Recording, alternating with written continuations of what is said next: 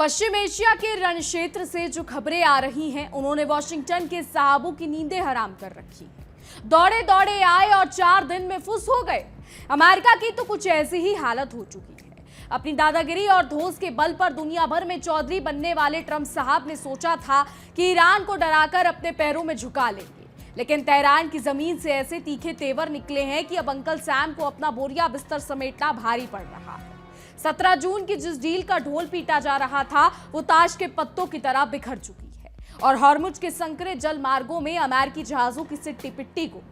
आइए आपको बताते हैं कि कैसे ईरान ने अमेरिका के सुपर पावर वाले घमंड की हवा निकालकर उसे बैकफुट पर धकेल दिया है। नमस्कार, बहुत स्वागत है आपका। विश्व युद्ध देख रहे हैं आप, मैं हूं आपके साथ इशिका त्यागी।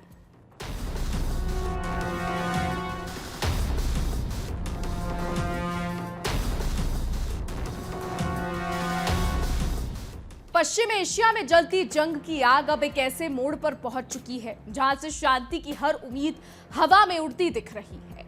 अमेरिका और ईरान के बीच जिस समझौते को लेकर कुछ उम्मीद जगी थी, वो अब ताश के पत्तों की तरह बिखरता नजर आ रहा है। 17 जून को दोनों देशों के बीच समझौता MOU पर दस्तखत हुए थे, उसकी मियाद खत्म होने की कगार पर है और इसे आगे बढ़ाने के लिए दोनों में से कोई भी पक्ष तैयार नहीं दिख रहा। दोनों ही देश पिछले कई हफ्तों से एक दूसरे पर समझौते का उल्लंघन करने का ठीकरा फोड़ रहे हैं। ईरान के विदेश मंत्री अब्बास अरागची ने दो टूक कह दिया है कि अमेरिका के साथ बातचीत की मेज पर दोबारा बैठने को लेकर अभी कोई फैसला नहीं हुआ है, यानी कूटनीति का रास्ता फिलहाल पूरी तरीके से बंद नजर आ रहा है और बात बनने की संभावना खत्म होती दिख रही है।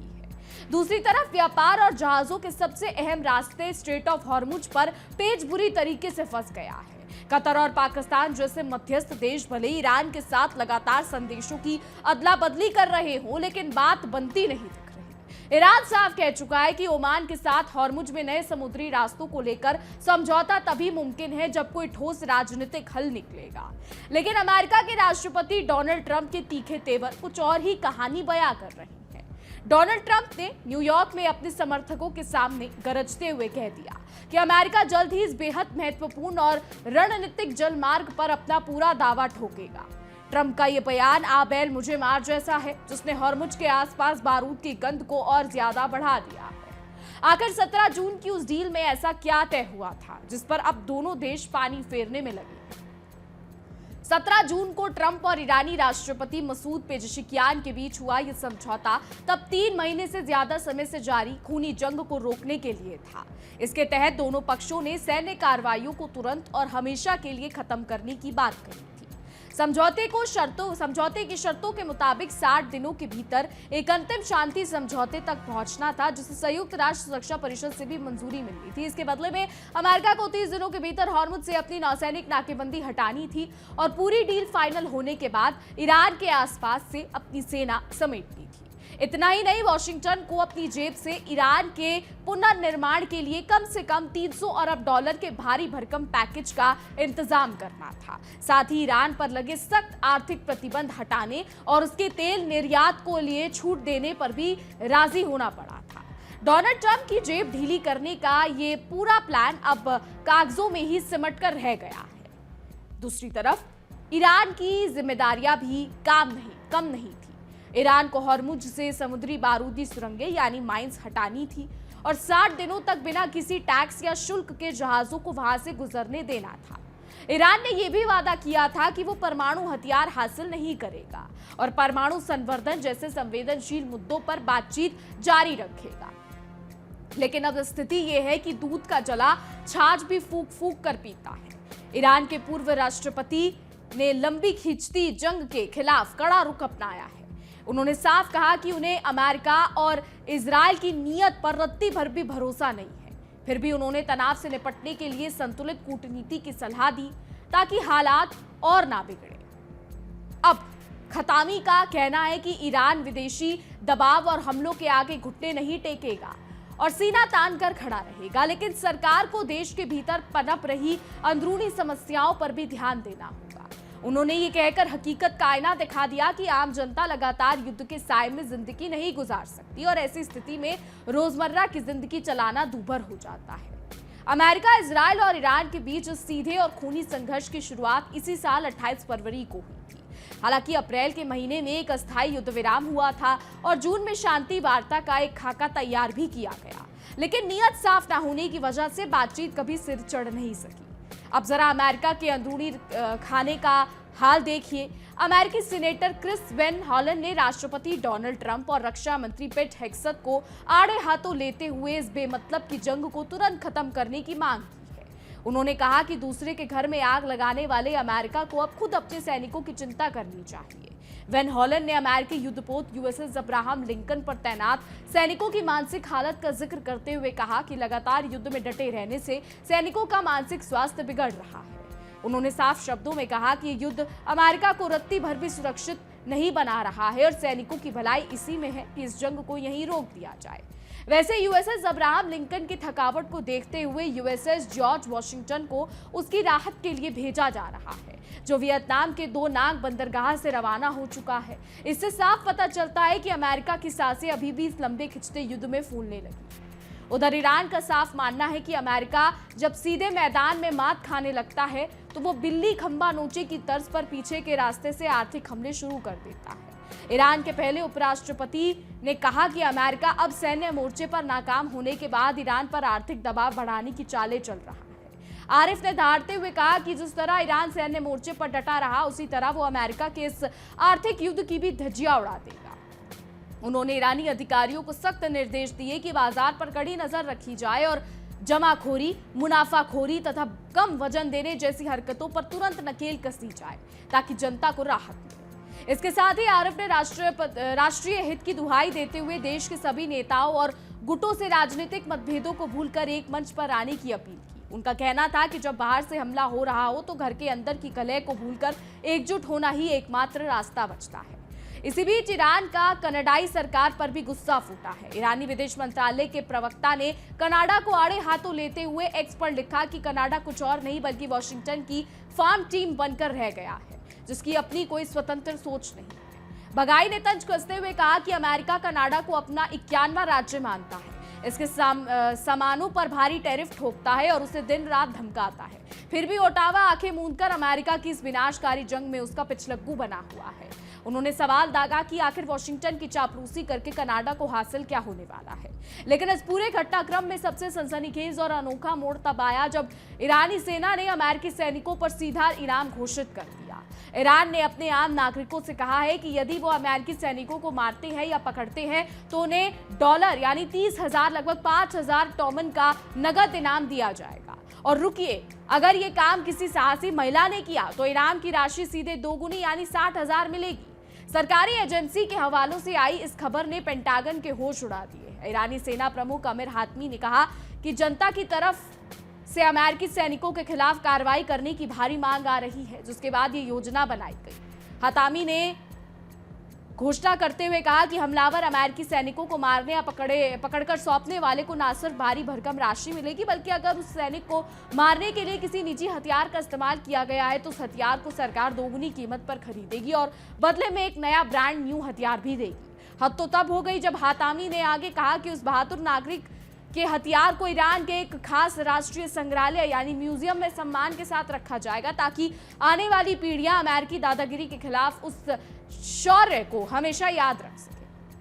युद्ध के मौजूदा हालात की बात करें तो हातामी का दावा है कि इस जंग ने दुनिया के सामने अमेरिकी सैन्य ताकत की फुस हो चुकी हवा का सच लाकर खड़ा कर दिया है। अमेरिका का जो घमंड था कि वो जहां चाहे वहां कब्जा कर सकता है, उसे ईरान ने पूरी तरीके से मिट्टी में मिला दिया है।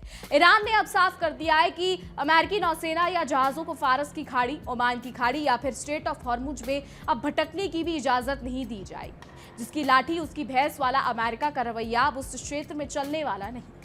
ये पूरी तनातनी ऐसे वक्त पर चरम पर पहुंची है जब 17 जून वाले यूएस ईरान इस्लामाबाद समझौते के तहत तय 60 दिन की समय सीमा खत्म होने वाली है।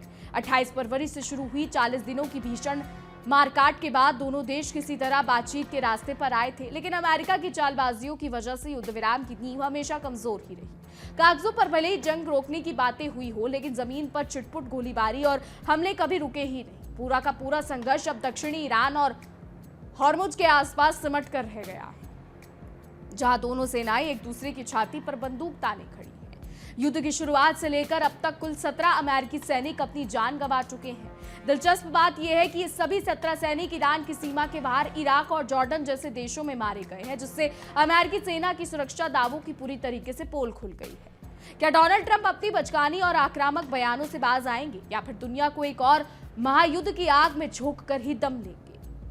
क्या अमेरिका ये समझ पाएगा कि मिडिल ईस्ट में दादागिरी दिखाने का जमाना अब चला गया है, या फिर अपनी झूठी शान बचाने के चक्कर में वो अपने और सैनिकों को इस आग में झोंकता रहेगा? अब जब बारूद के ढेर पर चिंगारी गिर चुकी है, तो सवाल ये भी है कि क्या अमेरिकी अर्थव्यवस्था इस जंग का बोझ और उठा सकती है? वॉशिंगटन की चौधराहट का ढोल पीटने वाला अमेरिका खुद अंदर से खोखला हो रहा है, और ईरान पर थोपा गया ये युद्ध उसकी रही सही आर्थिक कमर तोड़ने का काम कर रहा है। अमेरिका ने सोचा था कि वो मुफ्त का चंदन घिस मेरे नंदन की तर्ज पर मध्य पूर्व की संसाधनों पर अपना कब्जा जमा लेगा, लेकिन ईरान ने समुद्री मार्गों की नाकेबंदी करके ऐसी आर्थिक घेराबंदी की है कि अमेरिकी बाजारों में तेल के दामों की आग में हाहाकार मचने लगा है। ईरान के उपराष्ट्रपति के कड़े रुख से एक बात साफ है, ईरान अमेरिकी पाबंदियों के आगे भीगी बिल्ली बनने वाला नहीं है। आरिफ ने देश के अंदर जमाखोरों और मुनाफाखोरों पर जिस कड़ाई से नकेल कसने के आदेश दिए हैं, उससे पता चलता है कि ईरान अपनी आर्थिक मोर्चाबंदी को मजबूत करने के लिए हर दाव खेलने को तैयार है। वहीं दूसरी तरफ कनाडा जैसे देशों की बेबसी पर खुलकर सामने आई है। ओटावा का अमेरिका की गोद में जाकर बैठना और उसके हर गलत फैसले का समर्थन करना ये दिखाता है कि अंधा बाटे रेवड़ी फिर अपनों को दे। कनाडा अपनी आर्थिक संप्रभुता अमेरिका के कदमों में गिरवी रखकर खुद अपने ही पैर पर कुल्हाड़ी मार रहा है। ईरानी प्रवक्ता बघाई के तंज ने कनाडाई कूटनीति की रही सही साख भी नीलाम कर दी है। कनाडा पर टैरिफ की मार झेलने के बावजूद वॉशिंगटन की जी हुजूरी करना यह साबित करता है कि अमेरिकी दबाव के आगे छोटे देशों की कूटनीतिक स्वतंत्रता अब महज कागजी शेर बनकर रह गई है। अमेरिकी सैनिकों पर 30,000 और 60,000 डॉलर के इनाम की खबर ने पेंटागन की रातों की नींद उड़ाकर रख दी है। यह अमेरिका के मुंह पर करारा थप्पड़ है, जो हमेशा दुनिया भर में अपनी सेना का भय दिखाकर राज करता आया था। आज उसी की सेना परिणाम घोषित हो रहे हैं। ईरान की रणनीति सीधे तौर पर ईंट का जवाब पत्थर से देने जैसी है। महिला वीरांगनाओं को अमेरिकी सैनिकों पर दोहरे इनाम की घोषणा करके ईरान ने मनोवैज्ञानिक युद्ध में अमेरिका की वो हवा निकाल दी है, जिसकी उम्मीद वॉशिंगटन के बड़े बड़े सैन्य विचारकों को भी नहीं होगी। रही सही कसर ईरानी सेना प्रमुख हतामी ने उस बयान ने पूरी कर दी है, जिसमें उसने मारे गए अमेरिकी सैनिकों को हथियार को दोगुनी कीमत पर खरीदने और उन्हें राष्ट्रीय म्यूजियम में सजाने की बात कही है। ये अमेरिका के अहंकार पर वो चोट है, जिसे आने वाले इतिहास में जले पर नमक छिड़कने की तरह याद रखा जाएगा। तो फारस की खाड़ी और ओमान की खाड़ी में अमेरिकी बेड़ों की नाकेबंदी करके ईरान ने साफ संदेश दिया है कि जल में रहकर मगर से बैर करना अमेरिका को भारी पड़ने वाला है। अब हॉर्मुज के संकरे समुद्री गलियारे में डोनाल्ड ट्रंप की चौधराहट नहीं, बल्कि ईरान की शर्तों का सिक्का चलेगा। तो 17 जून के समझौते का टूटना और 17 अमेरिकी सैनिकों का सीमा पार मर जाना ये साबित करता है कि वॉशिंगटन के पास इस दलदल से निकलने का कोई एग्जिट प्लान नहीं है। अब देखना यह है कि ट्रंप का यह अहंकार उन्हें किस खाई में गिराता है, और क्या अमेरिकी जनता इस विनाशकारी युद्ध की भारी कीमत चुकाने को तैयार होगी। क्योंकि अब अगर युद्ध के नए मोर्चे की बात करें तो समुद्र की लहरों से उठने वाला बारूद पूरे मिडिल ईस्ट की आबो हवा बिगाड़ चुका है। अमेरिकी नौसेना के रणनीतिकारों को अंदाजा भी नहीं था कि फारस की खाड़ी में उनका सामना एक ऐसे दुश्मन से होगा जो हथेली पर जान रखकर मैदान में उतरा है और पीछे हटने का नाम नहीं ले रहा है।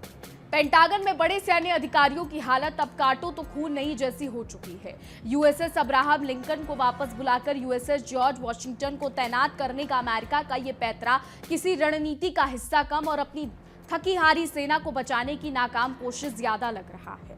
वियतनाम के दनांग से चले अमेरिकी युद्धपोत का रास्ता अभी भी अब आसान नहीं होने वाला है। ईरान ने साफ चेतावनी दे दी है कि हॉर्मुज के संकरे रास्तों पर अमेरिकी झंडे वाले किसी भी पोत की आमाद को सीधे हमला माना जाएगा और उसका जवाब उसी आक्रामक भाषा में दिया जाएगा जिसकी भाषा अमेरिकी समझता है। दूसरी तरफ वॉशिंगटन की आंतरिक राजनीति का ड्रामा भी चरम पर है। सीनेटर क्रिस वेन के बयानों ने राष्ट्रपति ट्रंप की सैन्य नीतियों पर गहरा दाग लगा दिया है। वेन हॉलन का ये कहना है कि सैनिकों के मानसिक स्वास्थ्य से खिलवाड़ बंद करो।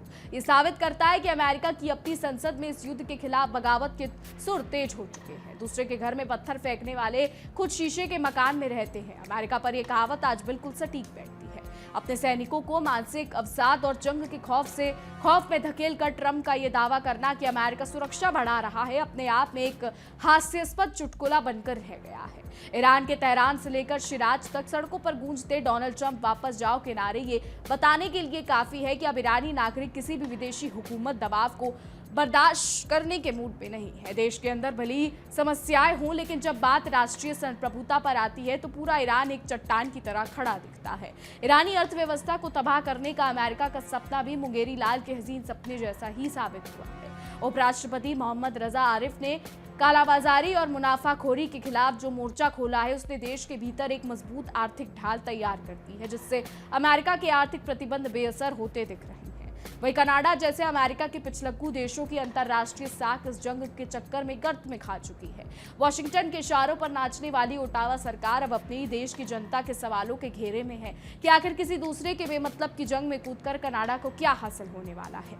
17 जून के MOU की मियाद खत्म होना और ओमान के रास्ते नई बातचीत के दरवाजे बंद होना इस बात का साफ इशारा है कि आने वाले दिनों में मध्य पूर्व का ये जल मार्ग शांति का नहीं बल्कि बारूदी धमाकों का गवाह बनने वाला है। अमेरिका की चौधराहट अब अपने अंतिम दिन गिर रही है। क्या ट्रंप का ये सुपर पावर वाला घमंड उन्हें और उनकी सेना को एक कभी न खत्म होने वाले दलदल में डुबो देगा, या फिर आखिरी वक्त पर वॉशिंगटन अपनी गलती मानकर इस तबाही को रोकने के लिए बातचीत की मेज पर वापस लौटेगा?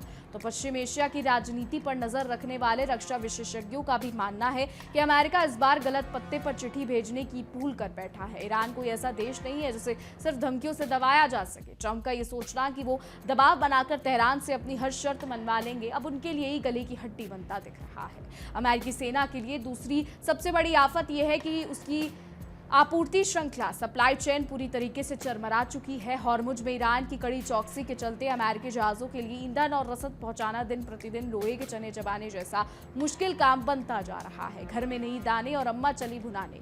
अमेरिका की अंदरूनी हालत भी कुछ ऐसी ही है नजर आ रही है। एक तरफ अमेरिका के अपने शहर बढ़ती महंगाई और अंदरूनी राजनीतिक खींचतान से जूझ रहे हैं, वहीं दूसरी तरफ ट्रंप प्रशासन दुनिया के दूसरे कोने में खरबों डॉलर का बारूद बहाने में लगा हुआ है। कूटनीतिक गलियारों में अब ये चर्चा भी जोर पकड़ रही है कि यदि कतर और पाकिस्तान जैसे देश भी हाथ पीछे खींच लेते हैं तो इस युद्ध की लपटें पूरे मध्य पूर्व को अपनी चपेट में ले लेंगे। हालांकि पाकिस्तान खुद कंगाल है, उसका खुद का युद्ध नहीं सुलझ रहा, लेकिन यहाँ टांग अड़ानी है उसको। इसके बाद नुकसान सिर्फ अमेरिका या ईरान का नहीं होगा, बल्कि वैश्विक तेल बाजार का पूरा बखेड़ा खत्म हो जाएगा। अंत में सवाल यही बचता है कि क्या वॉशिंगटन अपनी सुपर पावर वाली खुमारी से बाहर निकलकर जमीनी हकीकत को स्वीकार करेगा, या फिर अपने इसी अंधे अहंकार में वो पूरी दुनिया की शांति को दांव पर लगाकर इस जंग की आग में खुद को हमेशा के लिए भस्म कर देगा। आने वाला समय बताएगा कि क्या होता है। फिलहाल हमारी आज की रिपोर्ट में बस इतना ही। तमाम खबरों के लिए देखते रहिए इंडिया डेली 24/7। देखिए इंडिया डेली 24/7 अब आपकी स्मार्ट टीवी पर। इंडिया डेली मौजूद है सभी डिजिटल प्लेटफॉर्म पर लाइव और लगातार। इंडिया डेली 24/7 हर दिन राष्ट्र को समर्पित।